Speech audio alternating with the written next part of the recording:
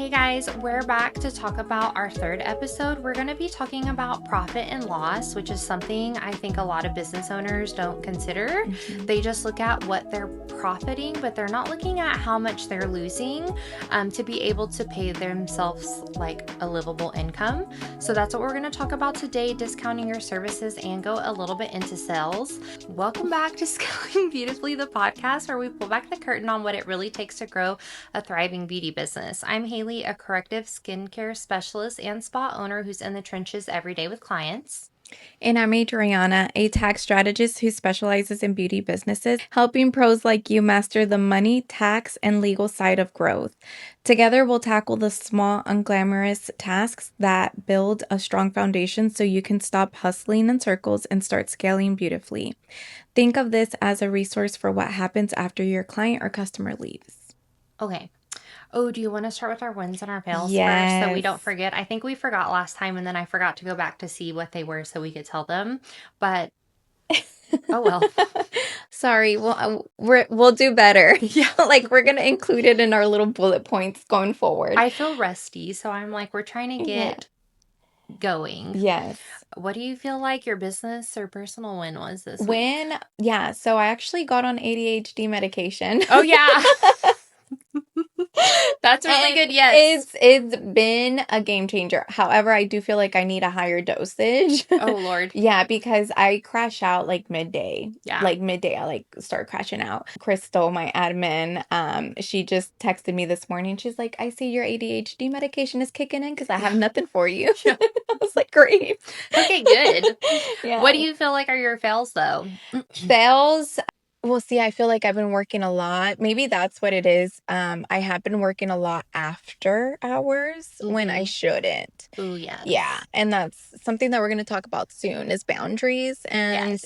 yeah, but I do feel like it's because I'm like going to blame it on my win. I was like, Okay. I do feel like it's because of my It's gonna even medication. out. Yeah. So, and it's the first week I'm on it. So I'm like taking notes every day to see like how I feel and It everything. takes and like 6 full weeks for it to enter your Right. system. Yeah. Yeah, because I do a lot of supplements for my clients, and I'm always like, you need to give it 6 to 8 weeks. You need to give it 6 to 8 weeks. Yeah. So I'm just like, I just need to learn how to balance everything out. But Yeah. other than that, yeah. I think it'll be good. But I feel like I have a lot of fails. I'm like, I No. spilled my tinted SPF on my shirt today. My curls are not doing what they're supposed to because I just cut all my hair off.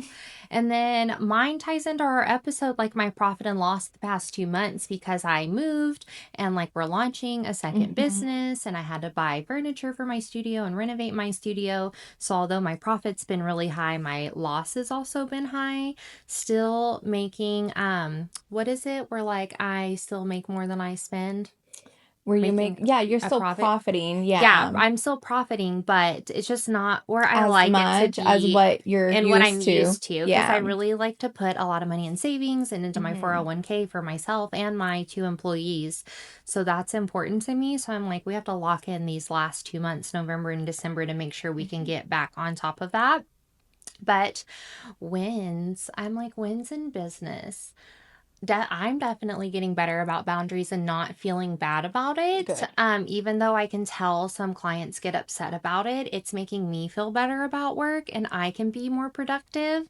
And if we have to weed out some maybe not ideal clients in the meantime because they're crossing those boundaries and making it really hard for me to enjoy what I do, then so be it. Yeah. We're just making space for good clients coming along, but that's been something I've been working on for like the past 3 years. It's really hard and I finally feel more comfortable about it. Like when I get a text message now and I can tell a client's a little upset about something that's kind of like outside of my control or it's just a boundary in business, I'm just like, okay, well, if it's not the right fit for you, then it's not the right fit. Like do some more research and find a provider that better aligns with what you're looking for. But I can't change how I'm doing everything else because I have to also take care of all my other clients. Right. So I finally, like, that's not keeping me up until 3 a.m. anymore.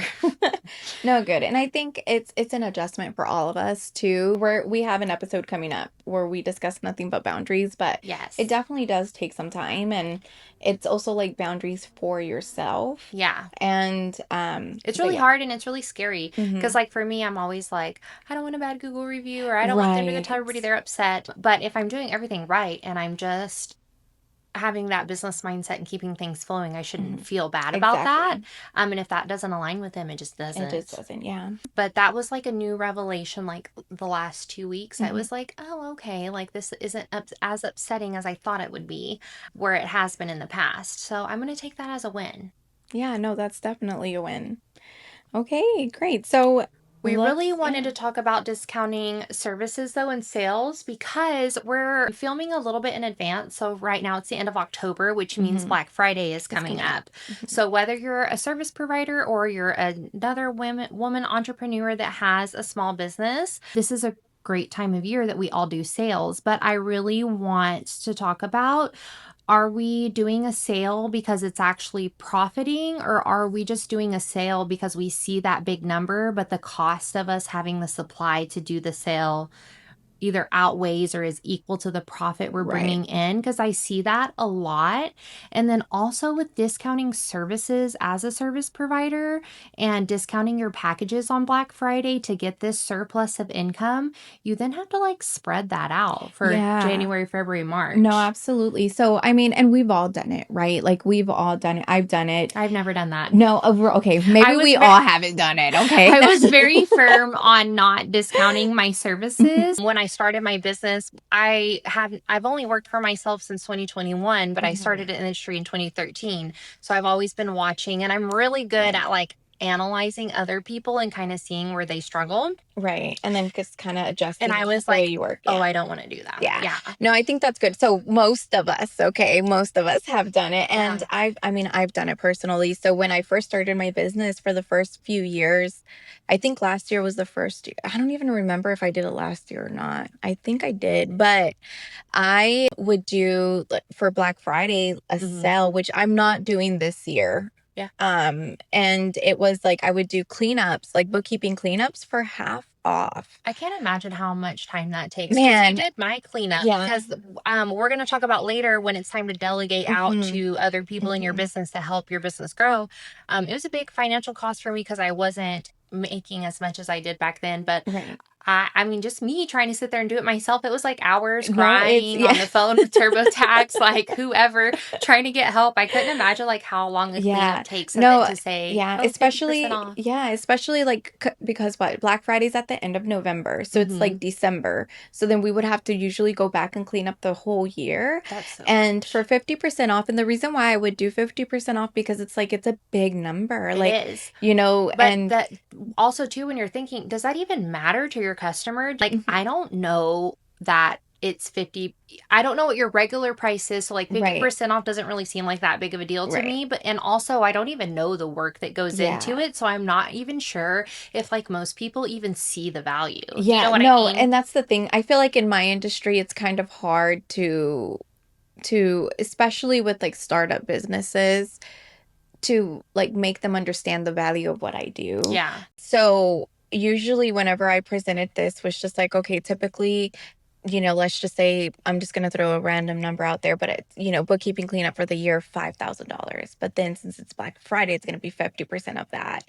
But then I still feel like in most times, that person didn't really understand everything that goes behind, right? Not like, at all. Yeah. And like, I'm just like, okay, like the time. That's a lot because we have to go back and it's a lot of communicating too, and it's a lot of going back and forth because this is going to be our first time. Obviously, if I'm doing a cleanup, it's the first time that we're working together, so it's like I don't know your spending habits, and if you go, I don't have all of your receipts, right? So like if you go to Amazon, like you could buy everything and anything through Amazon, so it's a lot. And then on top of that, like I have to pay for software systems, I have to pay for my employees, like their time and like all of that. And then so I was just like, okay, no more, because I wasn't profiting, honestly. I was doing it to hopefully get them on like a monthly retainer going forward, and that was the case a lot of times, but then it was a lot of work. And then around tax season, right, because it's like tax season is like January, to do a cleanup, it takes us at least, if it's going to be for the whole year, it takes us like 2 to 3 months if we're like on top of it, That's right? crazy. And then I'm just like, aside from that, the rest of my monthly like clients that we have to do their bookkeeping for, and like it was just a lot. It's so much. So It's like so me being the much. customer who has no idea any of that, I'm just like, okay, it's like $2,500. Yeah. Great, whatever. But I'm not seeing me. I don't see the value like, oh, I'm Right. saving Right. $2,500. Right. I'm just like, okay, like this is the cost, whatever. Yeah. So it's like, does the sale make sense if your customer doesn't even see the value, Value, to begin exactly. with? And then also, so last what is this, October? In September we did a sale in my business. I aim to have like 3 sales a year or a quarterly sale just to help my clients out, but I'm very vocal with my clients, telling them like, hey, and I mean sales on products. I do not offer sales, promos, anything like that on my services. I never have and I never will. We do have a loyalty program, which we'll cover in the Patreon, how I structure that and what that looks like for me. And it has been really successful, but I don't offer like monthly promos. I don't ever include my services in a sale. But we did a sale on products for my business anniversary and my birthday back in September. And it was kind of, we're trying a new approach for Black Friday this year, which we're going to have an episode after Black Friday to kind of talk to y'all about how your Black Friday went, how ours went, and about how we can pivot and make it better for next year. So we did mine in September as a prep for Black Friday. We're doing a new system this year. We're doing a new strategy. So we kind of wanted to get the ball rolling in September.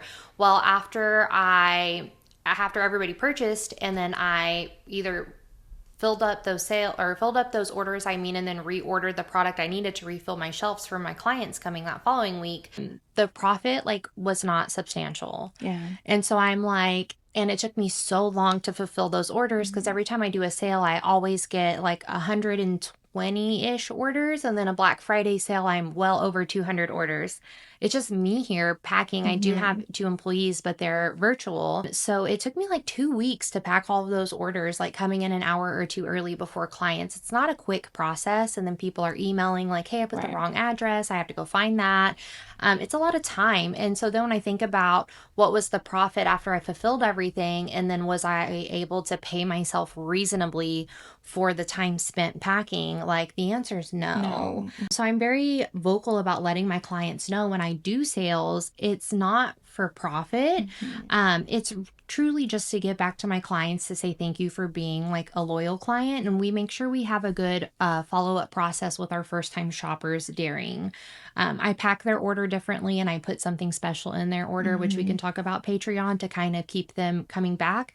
And then we also do an email marketing follow-up with them as well to have like a good system for first-time clients. But is there a lot of profit? No. Yeah. I don't ever do monthly promos either, so I don't have a lot of expertise on that, just because I've seen a lot of people do it and I don't see much come from it. Do you ever offer monthly promos? No, I don't Do you work offer. with people who do regular monthly promos? So, not my clients. I actually advise my clients to not do monthly promos. Yeah. If like they bring it up in our consultations, I say don't do it. I know that I have recommended like, okay, instead of doing like discounted on services, for example, if you're an esthetician that does waxing, right? Like instead of discounting like the Brazilian, you could say, hey, we could do this month like a Brazilian, and like I'll throw in like upper lip or like something like a small or like 10% off your retail exactly purchase. Some added value Yeah. instead of discounting your time. And that goes along with like doing Groupon services, because I see that a lot too. I've done a lot of mentoring with estheticians who were like, oh, I got on Groupon, or I got on like all these other different platforms that discount your services to heavily push you out to all these people. But when they look at their books 30 days, or not 30 days later, I'm sorry, the next quarter, 3 months later, they were not able to retain those clients. It's right. The odds are very slim, and sometimes you can, like, yeah, totally. like every so often. I know, I mean, I do kind of go on Groupon myself, but for like massages. And then there's now, I ended up getting a Groupon for this massage therapist, and like I go to him now all the time regularly. But honestly, and all honestly, like the Groupon clientele isn't gonna be like your ideal client. No, not at all. Yeah. Maybe to get some experience, get your foot in the door, Right. but like I would always highly advise against something like that, especially because you're discounting your services so heavily. And I think too, a lot of providers don't even know what they're able to pay themselves. Right. I come We will. across that a lot in mentorship. I'm like, let me make a note while you're talking here in a Yeah. minute for paying yourself, because Yeah. I have a lot of mentors, or I'm not mentoring right Mentees. now, but mentees in the past who have been like, I don't even pay myself regularly. I just kind of take a transfer from my Right. business account as I need something. Yeah. And Or I'm some use their business account as their and I'm just yeah. like, don't. That's such a mess too. We should probably do like do's and don'ts Yeah. with your business account. Oh, because Yeah. I've seen a lot of things with mentoring too that I'm like, oh, don't do that. Like, hold on. Yeah, and during my consultations, right? So like I do free like 15-minute consultations so you guys can learn more about my services, get like my pricing guide and all of that stuff. One of the questions that I always ask is, how are you paying yourself? Because I know, and honestly, like 90% of the people that I speak with, they're just like either I don't pay myself or Which is I crazy. just take it from the business when I need it, Yeah. you know? And I'm just like, no, like we need a, We need a clear system. yeah, even if you're not like on actual payroll, like you still need to get on a schedule. What I did the first 2 years was we came up with my budget, what I was able to pay myself, and every 1st and 15th I would set a transfer because I wasn't on payroll just yet. But also too, that's what leads to burnout. Right. You're not paying yourself regularly. You can't plan on things in your personal life because you don't know what pay looks like. You have no idea what things look like in your business because you're discounting things all the time. You're not really working on getting organic client exposure so that you have clients coming in organically. I will say too, because that just made me think of, I hate referrals. Really? I hate referrals. If you have a good referral program in your business and it works for you, maybe just look at how you can fine tune it. But I hate referrals. Every time I get a referral, it's a very slim chance that it is my ideal client or that it works out long term. Because I do things very differently. I don't do like birthday facials, relaxing facials. It is very corrective, and we have a system in place. Like, we're doing a routine. These are your next 6 appointments. We're going to then talk about the next 6 after that. We're going to check in on you at every appointment to see how you're feeling about your progress and make any pivots we need to. It could feel like a lot. It's kind of like a boot camp for your skin or like a workout plan. You're going to be in this weight loss boot camp. It's the same thing for changing your skin. So when I get referrals, sometimes that's not easily understood, and they're like, oh, I just wanted to try something new. And I was just like, I just wanted a facial, and you're just like, oh, well, I don't do that. Yeah, and I'm just like, oh, you're going to hate me because I'm going to go into a lot of education, and then it's going to make you feel like I'm pointing out all these things when I'm not, because I don't pivot my consultation to be like, oh, well, we're just doing a one-time facial. Like, I keep it the same for everybody because that's what makes me good at what I do and makes me different. I'm not changing it just because Sarah, my really good client, recommended Heather, and Heather's coming in just wanting to try something one time and has no intention of coming back. Right. I just make sure to tell them, like, this is what we're going to be doing, but that's why I hate referrals. And I know a lot of people have referral programs, but is that successful? Do you see success in that? I do. Okay. But I feel like I guess it also just kind of depends on your business. Because for me, like everybody needs bookkeeping who's a business owner. Yeah. You know what I mean? So yes, now within I do have my own like ideal client. But like let's say you're an SD that does waxing. I'm like, hell, I'm in your referral. Yeah. Yeah. I'm just like, and I love it. Like no, but you know, like let's say you're an SD that waxes, for example, or a hairstylist, you know, like I could see it being beneficial for things them, like that. Yeah, I feel like I'm too niche to where it's not beneficial. So how I overcome that, instead of being like, oh, I'm going to discount you and discount your referral or whatever your referral program may look like. There's no kickback for referring, but instead I have my loyalty program where if they pre-book and keep it, there's some incentive there. And then I also regularly redo review giveaways. Like, I'm going to do one in November and one in December. I really try to do big ones at the end of the year.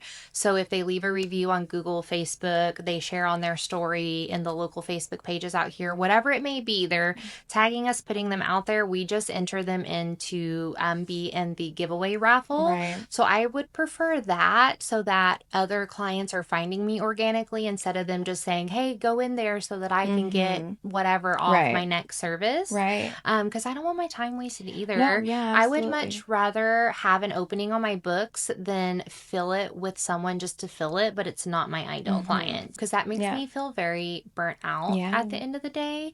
And I don't think that's a good business move long term. And it's another thing where you're not going to see a lot of profit in your business because there's not a lot of regular return. You're just Right. constantly chasing. And we really need to be making sure that we're profit forward in our business, especially as small businesses. Yeah, no, absolutely. And like, you're the one who told me to read Profit First and do the Yes. Profit First approach. Do you want to kind of tell them about, and I have a book recommendation that I Okay. love that I tell everybody to read, but tell them about Profit First, because I think this is something we should have learned in school that we didn't. Yeah, no, absolutely. So I was like, let me get my little thing up really quick. I love that book, Profit First. I honestly recommend it to everyone I talk to. And I'll do like a little high level overview because honestly, we could do like a whole episode on Profit First. But the point is, with Profit First, there's four different principles. So the first principle is, and they kind of compare it to like food intake, right? So that's kind of how I'm going to talk about it. So the first principle is like using small plates. And with that, like you reduce your food intake by using smaller plates, because if you have a larger plate, you're going to like add on food. Load it up. Load it up, right? But then if you have a smaller plate, even if you load it up, it's still less than the larger plate. So pretty much financially, what you'll do is you're going to take your profit first and split that balance into smaller accounts. So that's what we do. Like we have, and me personally too. So I'll speak like for me, I have my main account where all of my income goes into. And then I have my expense account, which is my credit card, which I'm going to talk about managing credit cards like responsibly in a later episode. Oh my gosh. Yeah. And so that's like my expense where all of my expenses come out. And then I have a payroll account where I transfer money every month for payroll, so I could pay myself and I could pay all my employees. And then I also have my savings, my regular business savings account, and then I have a tax savings account. And every month I go in and I deposit money into each one of those accounts, right? So those are my small plates, is my different accounts. And I have the same thing, but a little different. And we've talked about changing mine for next year too, because I want to do some different things. And maybe we can talk about this a little in Patreon. But I am really good at managing a larger sum of money in my account, which I don't recommend, just because I worked in finance for 4 years while I was freelancing under my license. So I became really savvy in that. But I know that if my main account has a surplus, I can cover my payroll, I can cover paying myself, I can cover my credit card payments and this and that. But my business is also very structured. I see the same amount of clients every week, and it's a good guarantee.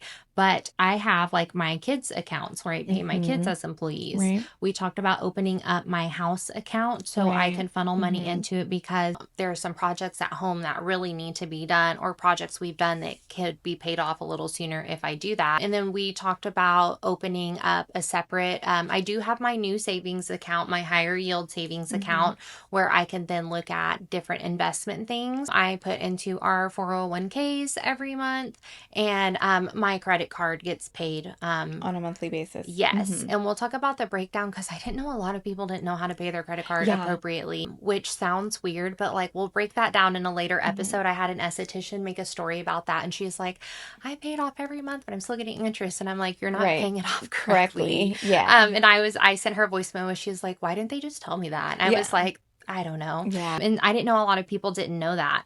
But mine are broken up a little differently. I do want it to be more clear, though, for next year. That's one of my goals, to make it more like, these are my taxes. These are, I want more accounts. I also was looking into the different perks my business bank account has for credit cards. And I actually don't have one with the best perks. And I put a lot of money on that credit card. So like I could be getting way better perks. Like cash back. Cash back. Yeah. My card does get cash back. And we'll talk about that in a whole nother episode because Yeah, I'm it just helps like, the me. rewards are crazy They are good. because Yeah. the rewards on my credit card help me pay off my hydrofacial Yeah. machine. No, Like seriously. most of my hydrofacial machine was paid off by perks on my Yeah. credit card. So I that was went to, wild. yeah, I went on a business trip to Vegas with my admin, and Yeah. my credit card points paid for all of it. And we want to help set y'all up like that Yeah. as well. But I want to structure. So whether you have good structure in your accounts yet, or you're like me and you don't have it Mhm. yet, like let's make that a goal next year and we'll Yeah. circle back in January and talk about how we broke those up and what we're Right. funneling over Right. there. And I honestly also use a profit first method, not just for my business, but for my personal life too. That's Like, my goal yeah. next year is to get our personals Yes. a So little like, under yeah. control because we And bought a house last year. mhm. And so it's just been like a crazy year of projects and Yeah. furniture. And I want to get like Renovations and I yeah. want to get like a better hold of my personal next year. Finances, yeah. Like, and well, we could even do a deep dive in Patreon too, and I could Yeah. show you guys exactly how I structure, how like me and my husband structure our accounts Yeah. personally too. I feel So, like that'd be really helpful because mhm. financial literacy is like not taught in No, school. I know, and that's something that I'm just like, can I go to schools and teach this? Because Yes. I'm just like I feel this. like it relates to our mental health like directly No, too. literally, literally. I know that they say, money doesn't buy happiness, but you Yes, know it what? It does. does. It does. It It buys helps peace of you, mind. yeah, and tools and resources Yeah. to make you happy, like therapy and, Yeah. if you need medication, like And just not being stressed all the time. exactly. So, no, I think that's really important. Okay, sorry, we get Yeah, distracted a I lot. know. So, we were talking about small plate, Yes. breaking Okay. it up. Right. And then the next principle is changing meal sequence. So usually when you get paid, and this is, I always ask, I think I've asked Haley this already I'm like, I'm before. scared. What Yeah. is it?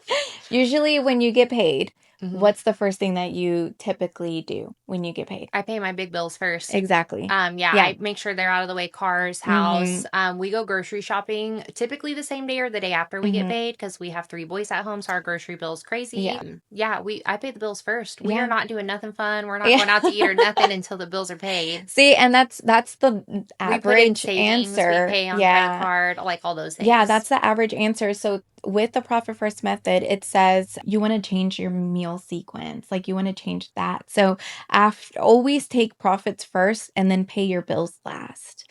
So It's you been a long only time since I spend, read I know. Profit First, and Yeah. I'm like, oh, that's You're just like, scary. what? I Yeah. kind of like made my own thing work for me the Yeah. past 4 And years. So obviously, yeah, like this, like when reading the book, like you're not going to follow it to the T, obviously, Yeah. right? Like there's It's a the big next one. change. Yeah, there's the next one that I kind of don't really do as the book follows, which I'll explain.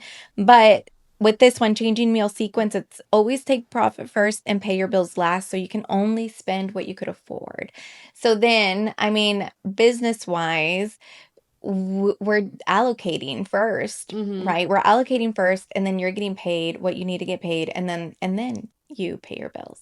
So you are following technically the profit first method in, in your business. Yeah. Maybe not personal, right? Which is something that we would work on. But yeah, like I know this is a big one for everybody because they're just like, no, our bills are going to get paid. Yeah, of course, you're going to have to pay your bills. And this is also where like the budgeting aspect comes in because you're not going to take more profit than what you need to pay your bills, right? But Right. the point is that you could only spend what you could afford. So then Mhm. you're not overspending. Do people even know what they're spending No, monthly? no, They not a lot. don't, Yeah. because I had a mentee Mhm. one time and I was like, do you do profit and loss? And she was like, Yeah. what the fuck's that? Yeah. And I was like, do you know every penny in and every penny out? And she's Mhm. like, no. I was like, dear Lord, you need like bookkeeping, Yeah. CPA. I was like, that's so important if you don't know. Oh, also, I had one expense that we haven't been able to figure out for 3 months. I know Yeah. what it is now. Okay. It was my lighting. Oh, okay. So we'll fix Okay. that because I was like, what is that? It was my lighting. I had Yeah. an electrician do my custom lighting. Okay. But knowing every penny in and every penny out is so important Mhm. because I know off the top of my head, I don't pay on hydrofacial anymore. It's paid off. But like my Mhm. hydrofacial comes out on this day. I know I need Right. roughly this amount of product every week. I know that I need this about roughly this amount of supply Mhm. every week. That I know all those Mhm. things and anything that's left over. Because sometimes I don't need as much as I did the time before. Right. I put it into savings Mhm. or And into see, the Haley, you're very, 401ks. very disciplined whenever it comes to that. Oh yeah. But not everybody's like that, Oh, you have and to be. It's so crazy. no, so I've had clients, multiple, because I don't want, if you're my client listening to this, like I don't want you to feel like you're the only one or that I'm I pointing feel you like out. it's the majority though. Yeah, it's a good amount of people that one with me is when you book your monthly meetings, which are very, very important, and honestly, I want to say maybe like 50% of my clients actually book on a Why monthly would you basis. not do the monthly And then appointments? I'm That just like, drives me honestly, my crazy. pricing is based off of the monthly, Yeah, because it's like, anybody could do basic bookkeeping. Maybe, okay, maybe not just anybody, right? yeah, But I'm just like, you could honestly get bookkeeping a lot cheaper than what I offer, but the true value in my services is the is calls. the calls. It was super eye-opening for me too because I didn't even know what I was spending the first Yeah. year. And I was just like, yeah, I'm starting to make a lot, but there's nothing left over. Right. And it was because I was still investing into machines And and yeah. services and things. And it was very eye-opening. And so then I became a really mindful spender, Right. you know? And that's my honestly, like my honest goal. It's like, I want you to really be mindful in what you're spending your money on. And I tell my clients, like, I'm not telling you not to buy fucking, cookies or balloon arches, whatever the Yeah. fuck. I just need you to know, like, what you're spending your money on and be mindful of Yeah. what you're spending your money. I don't want you to go and buy all this, stuff for your business or for the looks or the aesthetic or whatever Mhm. when you need to get more product, right? Right. Or it's your money's going to be better spent marketing or Another thing too, oh yes, marketing. We need yeah. to do a whole episode on marketing Mhm. because that's where a lot of people are falling short, Mhm. especially in mentoring. Just yeah, there was no marketing happening, and I'd give them marketing tasks, and they would just not complete Mhm. them. And I'm like, what are we doing? Yeah. Like this is how we keep our social media is the best form of free marketing. Why are you not No, capitalizing on seriously. it? Yeah, no, but that's pretty much, it with that. That's my goal as, Oh, I remember. yeah, what So is when it? I was doing mentoring, a lot of them were like, how do you buy product? I never have money for product. And Mhm. I'm like, how are you selling the product, but you don't have money to Exactly. Yeah. replenish? We all typically know about how much these companies allow us to mark up or what they make us sign those contracts committing to honoring their pricing. We know what that difference is. If you are not good at managing your finances yet, because that's something you're learning, also don't feel bad about not being able to manage your finances. Yeah. I worked in finance for 4 years and there was people older than my parents who were just, Lord, I don't know how they were even Mhm. surviving, to be honest. It's not something you learn unless someone teaches you Mhm. outside of school or even outside of your home, unfortunately. But if you're someone who's trying to build retail, because I obviously did not start off on this with this much. I have older pictures of my first studio where I just had like 6 little shelves with like two of each product on everything. It was not a lot. It was $1,400 worth of products to be specific. I remember my credit card at the time. But get a separate account and you can on your booking systems or whatever platform you're using for your clients, if you're a service provider, you can have them funnel the money from services and products into different accounts. Mhm. And now all of a sudden, if it's going in a different account, you have a budget to pay for more Right. product and you have a budget to pay for your monthly or quarterly sales tax Right. if you're in a state that requires you to pay sales tax. Mhm. Break it up into a different account, which would be like the small plate method. I've had people do that and it was like life changing for them. They're like, okay, I can't pay myself out of this because I'm trying to grow my inventory. Once I'm able to grow my inventory, then this can now become something I'm able to pay myself Yeah. from.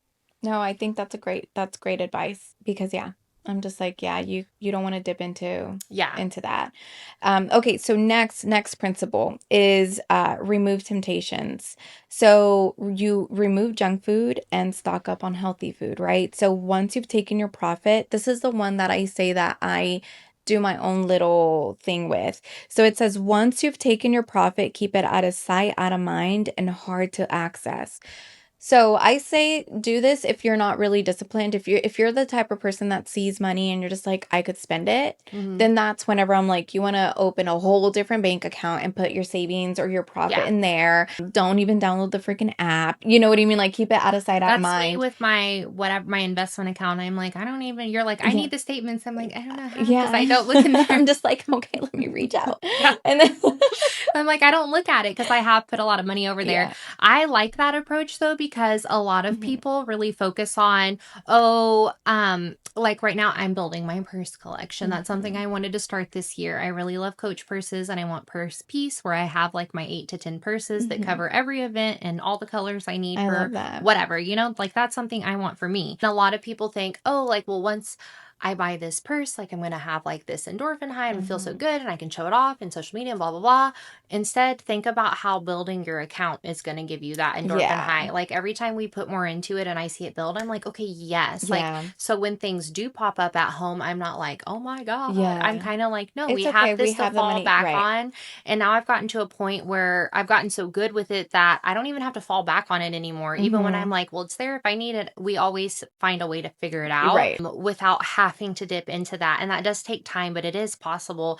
So, like, I agree with that a lot. But instead Mhm. of thinking about how purchasing something is going to make you feel, think about how Having the building money in and your that account. security is going to make you Yeah. feel. And I mean, I'm just like, here's a whole nother thing that we could, I know I keep on saying like, we're going to talk about this or we could talk I'm about like, that. I'm taking I know, notes. but we could, and I think I'm not sure if we touched on this, in the last couple of episodes either, but I'm just like showing off like social media things that you have. Like, I'm just like, all that tends to be fake. It Like is. people rent, like Mm-hmm. they'll rent like luxurious cars for like a day or two and show off or whatever, or they could even rent homes for like a day or whatever it is, Yes.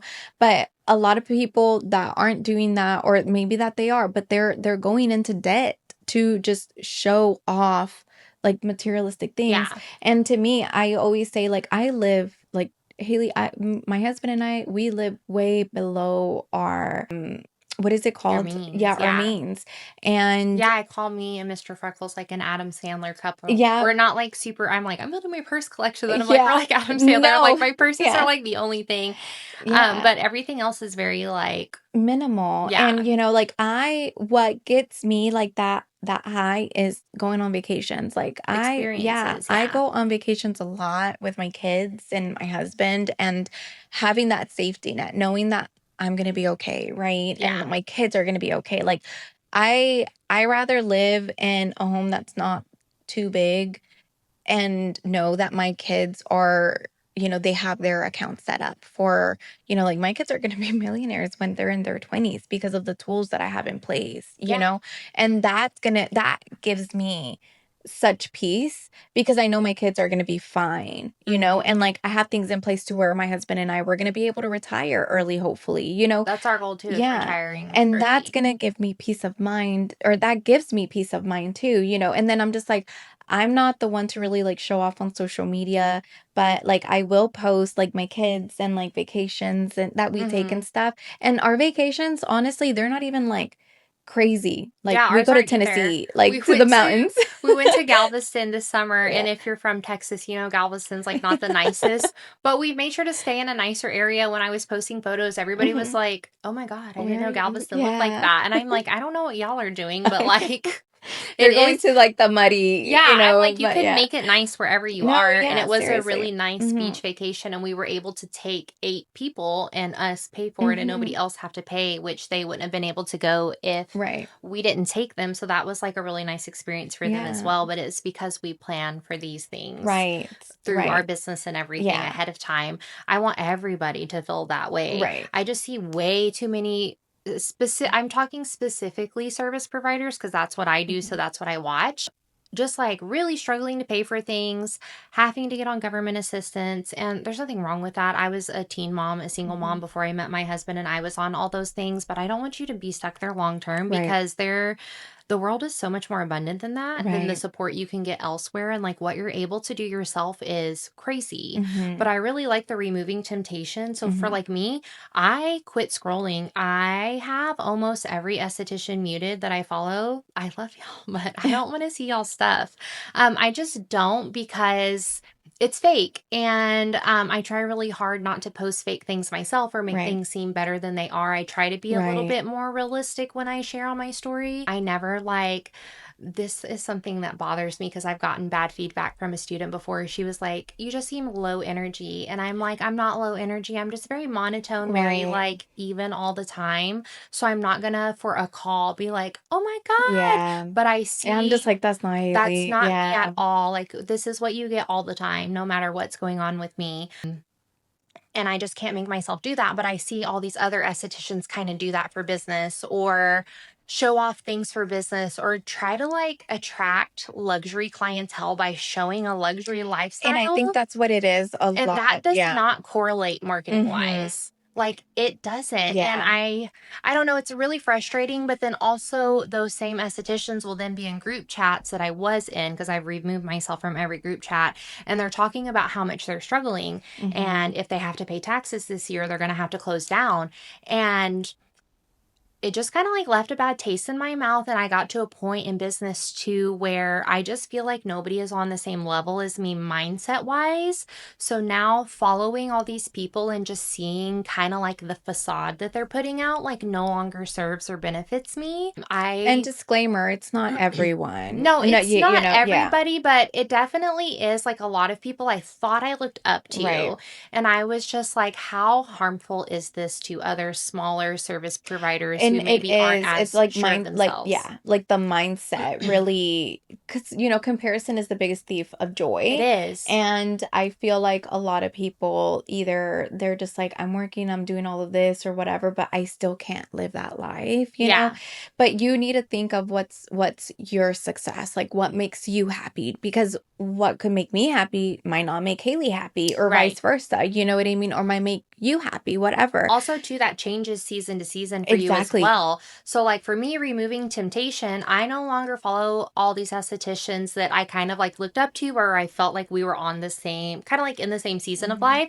So, I no longer have temptation to bring on the same services they're Hmm. bringing on, or bringing on new products that they're bringing on, or going to different conventions just because they're going. Now, I just really focus on myself, and I meet regularly with the people on my team to talk about, Hmm. well, what could we do better? Because I just got to a point where I just don't feel like I'm on the same page as anybody anymore. Right. And I don't mean that in like a snobby way, No, but yeah, I get I'm it. just waiting to find my people that mindset wise and business wise and what they want out of life. Like their peace and being set up for success and longevity is more important than just Yeah, growing on social right. media. So for me, removing temptation that's helped me financially is just like muting pretty Hmm. much everybody in the industry. I don't really look at or engage with anybody. I'm not in Yeah. any group chats, and like that's helped tremendously. And I've seen and worked with a lot of business owners that maybe have like 1,000, 2,000 followers, and they'll make like $1 million. Yeah. You know what I mean? So it's like, Followers do not do equate to not, money. yeah. And then so social media, like I do love social media in the aspect of it's such a great like free marketing tool, but then like mindset wise, you just have to be very careful to not compare or to not want what others might have, Yeah. because we don't know the reality, I you had know? over 10,000 followers before I even made Yeah. $30,000 in Yeah, that's business. So, crazy. like, that's Yeah. crazy. And that's because my marketing was good to gain a following, but it wasn't good to gain revenue. Right. And when I made that That shift. shift, thanks to my assistant, she's Hmm. the one that's really helped me a lot. And we want to have her on too to talk about things Right. because she is just so savvy and intelligent when it comes to these things. And she's very much like me. We're both like, when we recognize problems, we're going to kind of sit with it and think Hmm. about how we can pivot so it never happens again. But when I shifted that to be, let's really focus on just the clientele and the retention and actually making a profit in my business so that I can have a successful business in life and not care about the following anymore. I mean, I like more than quadrupled my income Yeah. that year. It was a huge takeoff from what I made year 2 versus year 3. Yeah. And It definitely was. it Yeah. was, and the following just like has not grown in 2 years. It's decreased a little, but I think Mhm. that's great because those aren't it's my business page. I'm not an Right. influencer, I'm a business Right. owner. And so I'm not necessarily looking at, not to say I'm not looking at brand deals because I do get brand deals sometimes, and that's something we wish for our podcast as Hmm. well. But I'm not being an influencer, so I'm not really trying to sell myself. I'm trying to sell what my business offers. And Hmm. so I don't need everybody following me. And if they're going to fall off because they're not my ideal client, that's actually good because now That's we're really fine. Yeah. talking to our targeted Right, audience. exactly. And that's really important. You want engaged people. You Yes. don't want just the number of followers. That Right. you want people to be engaged. And I actually recently started working with a social media agency, and they had sent me a few like posts and reels, and it wasn't me. It Yeah. was not me. And I went back and I wrote them like the really really really long email, like, because it was giving like very luxurious vibes. And I was like, yo, like I literally had to go shopping because I didn't have any clothes for this photo shoot. Yeah. Like, like if you see me at home, I look like Adam Sandler. You know what I mean? Like I rarely have makeup on ever. Like I barely do my hair. I barely brush it. Like my hair looks terrible today. Like I cannot get it to do what I want it to do. No, and so I'm just like, I am not that person that you're showing there, Right. and I feel like, because I don't have a lot of following in my social media, but I feel like the people who do follow me are pretty engaged, and they follow me because either I relate, and I want to stay like that. Like I want to, like I don't want to be seen as like this rich person or luxurious person, because I'm just like, that ain't me. For me, like my ideal clientele doesn't equal luxury. So I'm not necessarily looking at a budget that somebody has when I think ideal client. My ideal client is someone who really recognizes my value. Right. Whether that is somebody who has a high budget and comes in and spends a lot of money, or it's somebody with a more modest budget who has to push appointments further out, but they're very consistent. They stay on their routine. They sing my praises. They respect my time. To me, that I want that more than I just want somebody with a big budget. Right. And so I think that's fine to have that approach. If you want a luxury client, fine. There's nothing wrong with that either. That's just not what I want though either. So my content, not that I don't care about my content, I do, but I don't really care if it looks luxurious. Right. I want to work with like the everyday woman who really sees value in pouring back into themselves and sees the value in me too, because what I do offer is truly so different than anybody else, even remotely close to me. So I think about that more than I do like, oh, I need to show this lavish lifestyle. Right. Okay, so lastly is building a rhythm. So it says eat small, regular meals so you won't get hungry. So that transitions to just building a routine. So you want to log in daily to check your balances. Yes. You want to manage your allocations and payables at least twice a month. And that's something that I personally do every morning. Like as soon as I open my eyes and like see, turn off my alarm clock, I log into my bank accounts and I know what I should have in there, and I see, because you just never know what if there's like fraud or whatever. So a payment came out that you weren't expecting, whatever the case is, right? But honestly, that's the first thing I look at in the morning is I open my bank account. The number is still the same as it was yesterday. I'm just like, okay, cool, and then, but it keeps me just mindful, right? And very mindful. You always have to be mindful in your business. That is such a big thing. I see lots of people, somebody that I was watching recently wanted to get into mentorship, and I was kind of closing out my mentorship because we're going to be offering a mentorship style program through our podcast. That way you have both experts on the call and not just me, because I got to a certain point where I can't help with the finance stuff, and it just felt like too much pressure when I am good with my finances, but I'm not like an expert in that area. And that's the foundation, and my mentorship was all about having a good foundation. So we want to bring that together, which we'll talk about, because that is something we're going to roll out. Yeah, We're so aiming for like January, right? Yes. But I was watching somebody, they're really struggling in business. They just made a big move in business. They aligned themselves with some type of medical director, doctor. So they've changed everything in their business. They changed their branding. They got a social media manager. They brought in new lines, but they're not profiting and they're not paying themselves. And now all of a sudden they want to bring in hydrofacial, a $40,000 machine. And I was just like, I was like, you're not even giving your clients the time to adjust to all of these things that you're doing. All these changes. Yeah. And especially your clients who have been with you even for 6 months, like they are regulars. You're not even letting them get adjusted to the move or the new alignment or the new products or the new branding. And now all of the social media is rolling out that we've never had before. I was just kind of like, no, like I see this going very bad down the road. Like I'm just worried that this person is going to get into a situation where they can't pay. They're already not paying themselves. So why are we prioritizing a $40,000 machine? You've got to pay yourself before anything. Yeah, I got to a point, and I've shared this a lot on my social media. It was about 2 years ago. 2.5 years ago. No, I'm sorry. About 3 years ago. I would come home from work and just like sit in my car and cry because I just like hated work.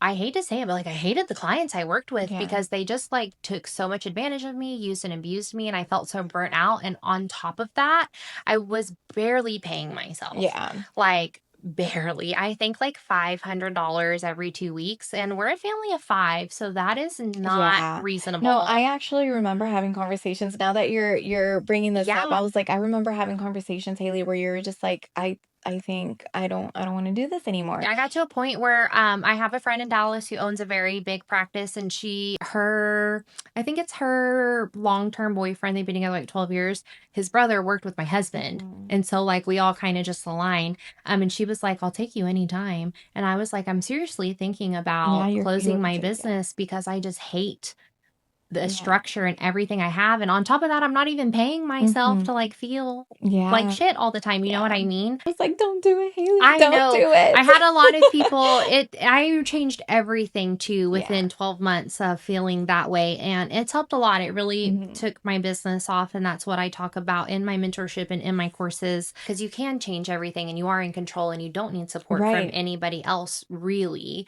I mean, yes, support from you, but I'm talking like you don't need your friends or family coming in to spend money to be successful or to make that big change.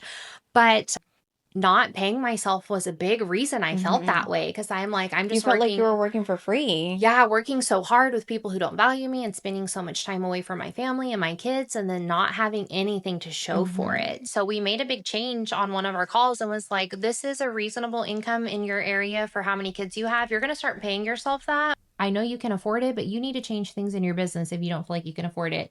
And I was just like, what the fuck does that mean? Yeah. So me and Jessica like put a plan together, and I got really serious about my monthly calls, and every month I was profiting more and more and more and more. And now I'm at where I'm at today, and I don't really worry about too much. So it's been great. No, that's amazing. That's amazing. And so going back right to like also managing allocations, this is like, I call this the time where I sit down and pay my bills. So I make it a routine. Like I pay myself on the 1st and the 15th. Me too. So on the 1st and the 15th, I always, or maybe like the 2nd and the 16th or something, but like within a few days, I sit down and I call it paying my bills. So I sit down and pay my bills, which is like doing the allocations. That's whenever I put the money towards like my payroll account, my tax account, whatever it is. If it's time to pay estimated taxes, whatever, right?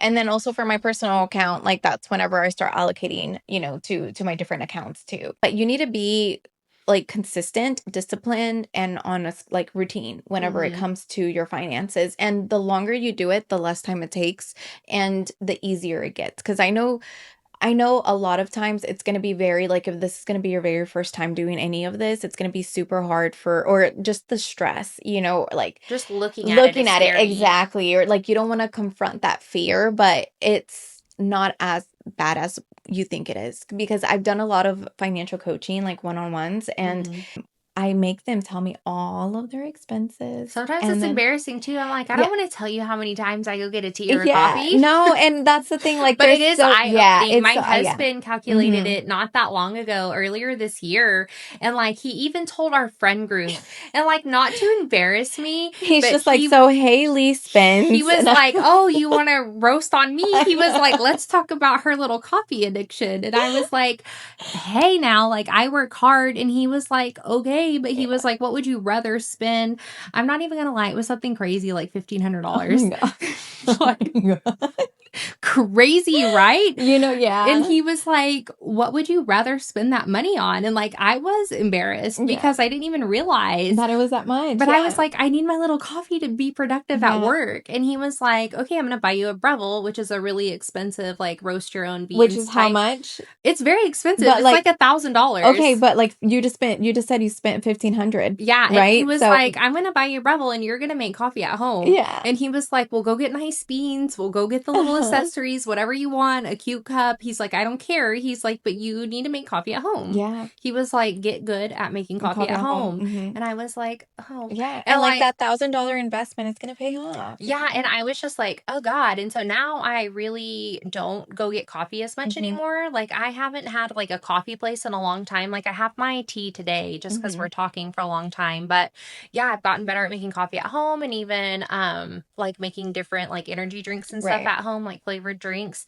because I'm a drink person. I like to drink my weight in liquids every day. Yeah. But yeah, I was embarrassed and I was just like, and I think if he didn't tell our friend group, like I probably wouldn't have changed. Yeah. And he was just It's like, he's like, let's bring back public shaming. yeah, literally. He did it in a very loving way because we were all kind of talking about, like, it was 2 other couple friends and we were all kind of bickering about each other, you know, like going over our weekly wins and fails in marriage. And he was like, by the way, let me pull up our Wells Fargo app. And I was like, but I don't think if he told them I would have done anything about it because I would have just told him at home, like, shut up. Yeah. Because I cook a lot, right? Like that's something we started changing too. He's cooking. I can't cook. So he cooks. And 1 month, I even texted him and I was like, we have saved $700 by not eating out just in 2 weeks. Yeah. And he was like, that's crazy. He's like, by the way, the sprinkler system's flooding in the backyard and we need to have somebody come look at that. And I was like, well, there goes that $700. But you know what? We had it though. Yeah. So I was just like, oh, okay. How crazy. Like, and you don't realize. We're a family of 5. So when we go out to eat, it is a lot more expensive. If you're just 2 people. Right. But yeah. And yeah, like I'm just like, I love budgets. And just because you have a budget, it doesn't mean that you're broke. You know, you just have a plan for your money. Yeah. And I'm just like, it's non-judgmental over here because trust me, I've seen it all whenever it comes to money. Spent 15, maybe it was $1,600 and I don't want to admit that. She's like, actually it was 2,000. No. It was like 1,600. But I'm like, so there's no embarrassment. Like we're learning as we go and you don't learn unless you go through things.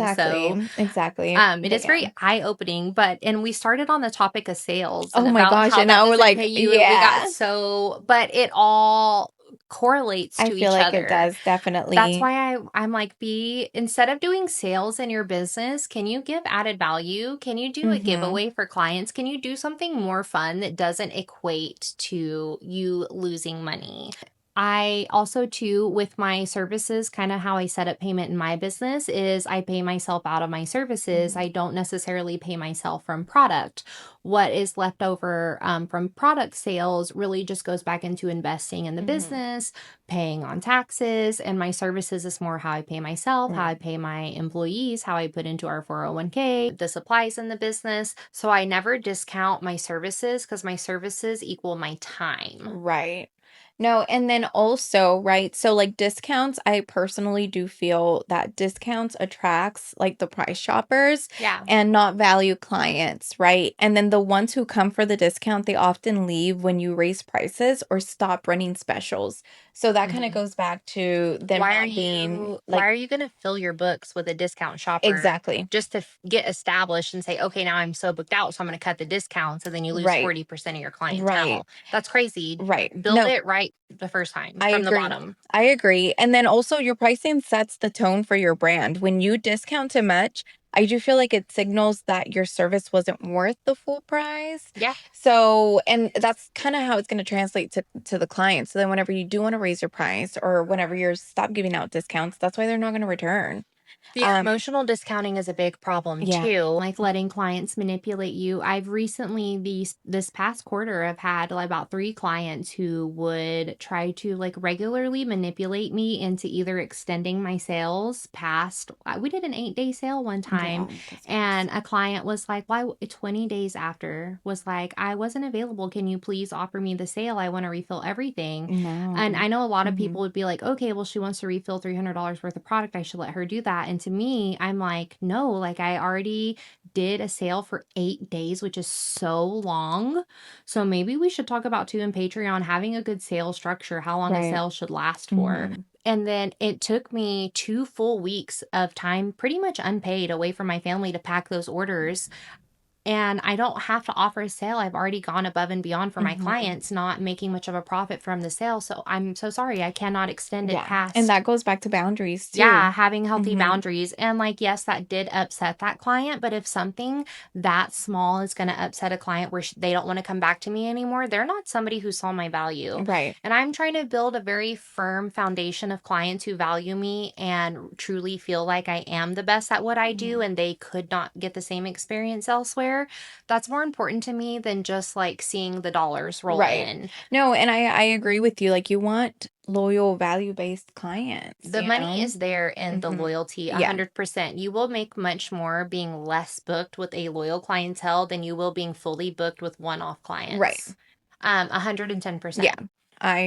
I made that Yeah. serious change maybe about 15 months ago, and my business continues to do more and more and better every month because of that. And like, I will not stray away from that. But emotional discounting, I wanted to talk about because as a service provider with our clients, unfortunately, and I know a lot of people are going to disagree with this, but it's a business transaction. And I love some of my clients more than my own family, to be honest. And I'm like, I hope my family's not listening. But I've just gotten so close with them and I care about them so much and they care about me so much. But I still can't emotionally discount for them because I've had clients like that in the past as well. And then all of a sudden one day I never hear from them again. Right. Even after checking in on them, I don't hear back Yeah. from them. I engage on their social media, don't get a response. And I'm actually bad at emotional discounting. Like, I feel I like can't. I know, and I know you can't. And a lot of people are unfortunately like trying to manipulate you. I was talking about those like 3 clients the past quarter. Just like long text messages about what's going on. And not that they're like, oh, we had a crazy emergency, so now I can't come into my appointment. It was kind of like, Haley, I know you set a clear boundary about this. However, I want you to feel bad for me for what I'm going through. So I really want to know if how much you're going to bend for me. It was very manipulative. And I was just kind of like, I'm so sorry. Like, that's not something I'm ever able to do. And I totally understand if that doesn't align with you. Like, I just encourage you to do more research and find a provider that better aligns with what you're looking for, with pricing or with how they're able to customize their boundaries a little bit more, but I'm not able to do that. Yeah. No, and I honestly, I haven't like emotionally discounted in a very, like, very, very, very long time. But when I first started my business, I was real bad at that It's because hard. it's so hard. And I'm like I'm a person that like feels what you're feeling. Yeah. And I'm just like, oh my God, Yeah, very like, empathic. Me too. I like yeah, cry at everything. yeah, We'll be watching something at home and we'll be laying in the bed and my husband will look over because he knows I'm yeah. like being ridiculous crying and he'll just laugh. And Yeah, oh my God, that's so Josh too, my husband too. I freaking cry watching Air Bud. Yeah, When he's just like, go, my husband's go. like, it's a TV show, and I'm Yeah. like, but it's so sad. And he's like, oh God. It's hard not to emotional discount, but again, your clients don't even understand the value most of the time. So Right. like that discount doesn't mean anything. Anything, To right. them. They just heard, now I have an extra $30 to run by Exactly. Ulta. To them, they're not like, oh, Haley's bringing it down for me by $50, Right. $200, whatever. Like they don't equate any value to it. Right. They just, it's kind of manipulative. And I hate to say that, but like it is. Yeah. And I'm like, so like with my clients, something that I do work on is like when my payment's gonna come out and they're just like, hey, like something happened, I can't make the payment on the 1st, then I've been like really good at, and a lot of them they'll be like, or they'll like do it themselves. They're just like, but can we move it over to the 10th instead of the 1st? And I'm just like, yeah, of course. Well, yeah, because that's somebody who clearly respects you. There's a difference There's a difference between. So that's something that you also need to realize. Like there's a big difference between someone that's like, hey, let's hold off like 2 more weeks and then I'll book my appointment then, or whatever the case is, instead of saying like, hey, I can't make it work for whatever reason. Can you just discount the services or the pricing or whatever it is? Yeah. That's when you should be like, hard no. Yeah, Right? Like, no, hard hard stop, no.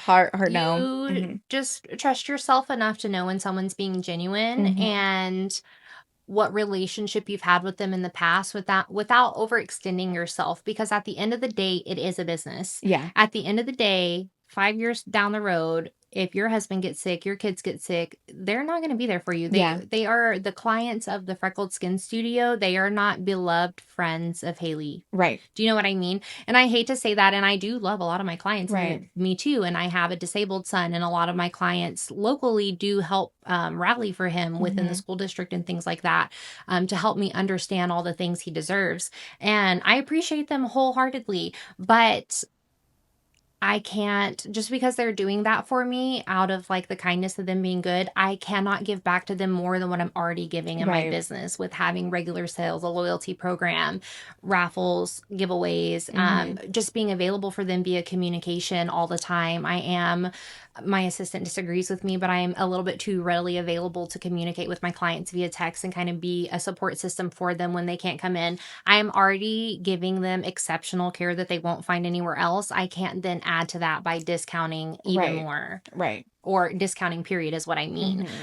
So I just... And then on top of that, I don't think your pricing is like too crazy either. It's not. My pricing's very competitive. I'm not the cheapest, but I'm not the highest. I'm very happy with my pricing, but we need to do a whole breakdown on this because my pricing is the way it is because I'm very happy with what I'm able to pay myself for how much I'm able to work. Right.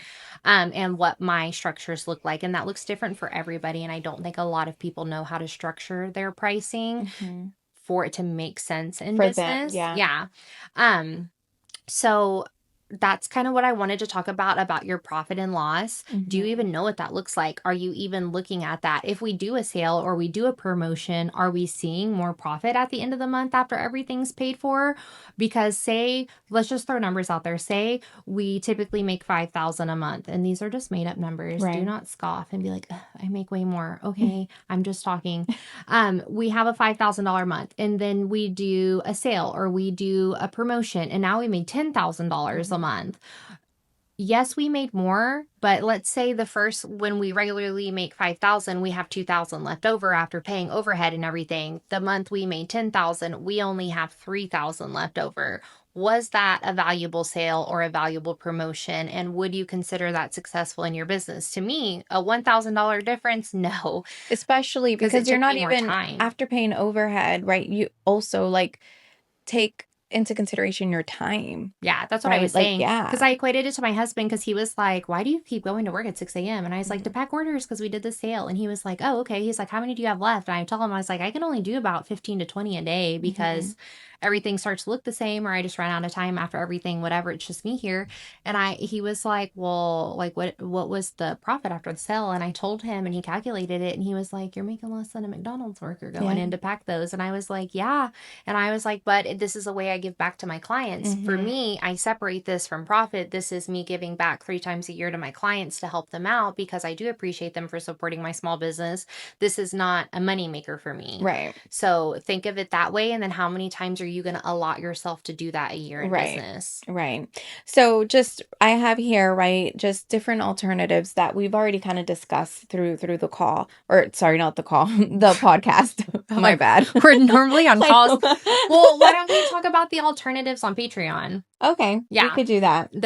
Let's talk about the alternatives on Patreon so y'all can take notes and kind of refer back to it. And then I think there's like a community. I'm like not the techie one. I think there's community tab over there, right? Where people can talk in there. Yeah. So like let's continue the conversation over there so that we can utilize that community group to give better ideas and help. And I mean, we're going to be active in it. And I say we're going to be because this, we're filming this before we launch, right? But once it's up and running, like we're going to be in there and we're going to be responding and we're going to be giving out, advice, ideas as much as we can. So yes, go over to the Patreon so you guys can learn more about, the healthy alternatives to discounting. Let's actually go ahead and close it off. Yeah, I think that was everything for this episode. Okay, guys, so we're closing it off. I do want to kind of know about y'all's wins and fails, like in the comments if you're on YouTube watching us, or if you're listening wherever you listen, if you're seeing clips on social media, just so we can kind of normalize wins and fails in business. What would y'all say this week's wins and fails were? But other than that, thanks for tuning in to Scaling Beautifully. We hope today's conversation gave you clarity and confidence to keep building your beauty business the smart way. Don't forget to subscribe so you never miss an episode. And if you love today's topic, share us with another beauty pro who's ready to scale. Until next time, keep serving your clients with passion and running your business with purpose. And if you're loving the podcast, we love for you to join our community beyond the audio. Head over to our YouTube YouTube channel where you can watch full video episodes and behind the scenes content. And if you want to go even deeper, check out our Patreon. That's where we share bonus trainings, downloadable resources, and exclusive Q&As to help you scale beautifully. You'll find the links in the show notes. All right, guys. Bye.